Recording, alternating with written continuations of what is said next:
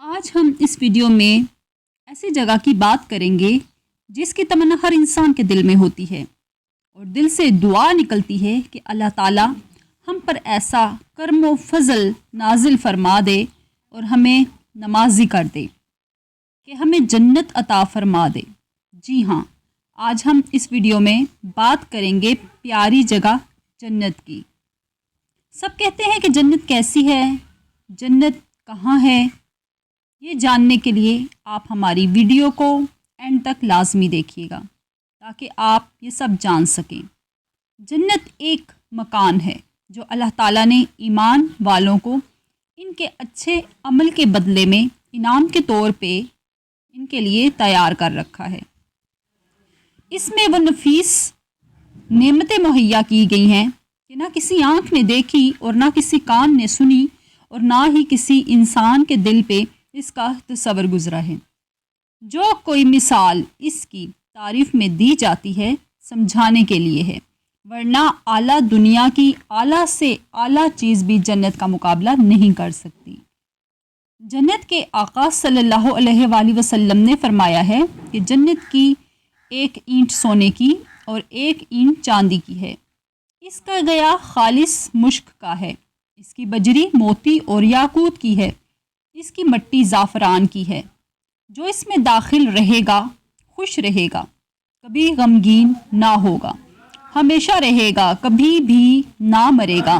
اس کے کپڑے نہ گلیں گے اور نہ ہی جوانی فنا ہوگی۔ جنت کی چوڑائی کی بات کی جائے تو جنت ساتوں آسمان ساتوں زمینوں کاغذ کے پیپر بنا دیے جائیں، ان کو آپس میں ملا دیا جائے، جتنے وہ ہوں گے اتنی ہی جنت کی چوڑائی ہوگی۔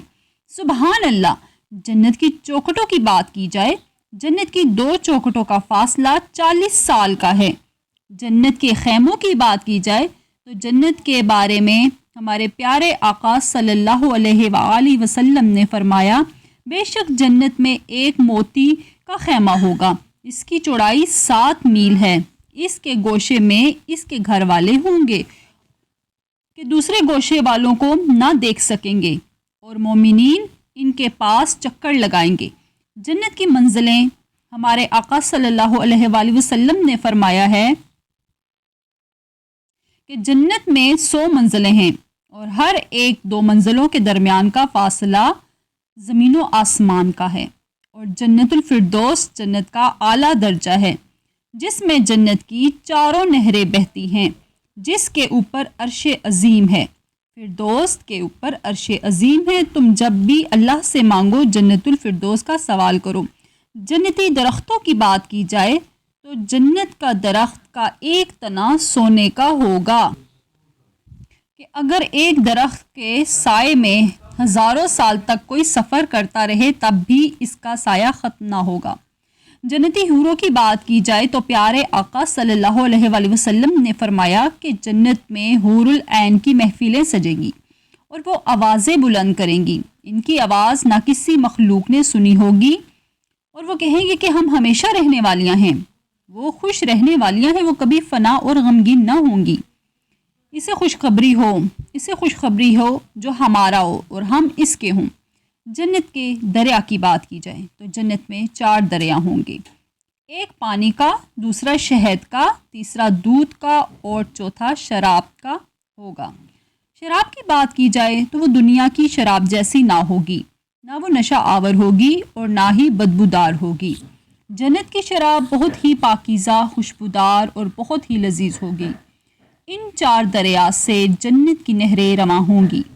جنت میں رہنے والوں کے لیے اگر ان کی حلیے کی بات کی جائے تو حضرت ابو ہریرہ رضی اللہ تعالیٰ عنہ فرماتے ہیں کہ رسول اللہ صلی اللہ علیہ وآلہ وسلم نے فرمایا، جنت میں بغیر بالوں والے، خوشبو بدن والے، سرمئی آنکھوں والے ہوں گے، نہ ان کی جوانی ختم ہوگی اور نہ ہی ان کے کپڑے گلے سڑیں گے، نہ ہی ان کے بدن پہ کوئی میل آئے گی، اور ان کی قد کی بات کی جائے تو حضرت آدم علیہ السلام جیسا ہوگا اور حسن حضرت یوسف علیہ السلام جیسا، اور اگر دل کی بات کی جائے تو دل حضرت ایوب علیہ السلام کی مثل ہوگا۔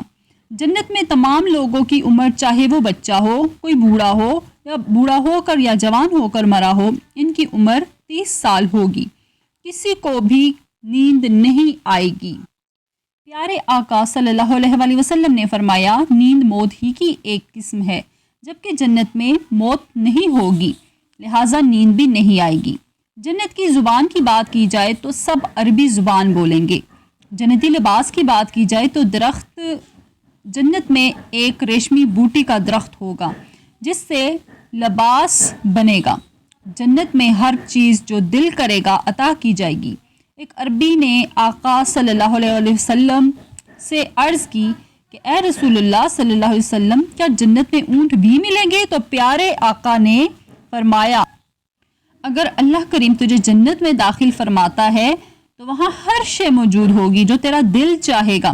اگر کسی کا دل چاہے گا کہ وہ کوئی پرندہ کھانے کی خواہش رکھتا ہو تو بھنا بھنایا پرندہ اس کے سامنے آ جائے گا۔ جنت میں لذیذ کھانے ہوں گے اور ہر کھانے کا عمدہ ذائقہ ہوگا۔ جنت میں سب سے بڑی نعمت کی بات کی جائے تو سب سے بڑی نعمت رب تعالیٰ کا دیدار ہوگا۔ سبحان اللہ عز و جل، اس سے بڑی اور کیا نعمت ہو سکتی ہے کہ اللہ کا دیدار ملے۔ اللہ تعالیٰ جب اپنے دیدار کا پردہ اٹھا دے گا تو آپ سوچ سکتے ہیں کہ کیا عالم ہوگا، کیا مزہ ہوگا۔ اللہ اکبر، آنکھوں سے آنسو جاری ہو جاتے ہیں جب ہم یہ سوچتے ہیں کہ اللہ اپنا دیدار عطا فرمائے گا۔ اللہ ہم سب کو اپنا دیدار نصیب فرمائے، آمین ثم آمین۔ امید ہے کہ آپ کو میری ویڈیو اچھی لگی ہوگی۔ اگر اچھی لگی تو please like, subscribe and share لازمی کر دیجیے گا، یہ آپ کی طرف سے پیار ہوتا ہے اور حوصلہ افزائی ہوتی ہے۔ شکریہ۔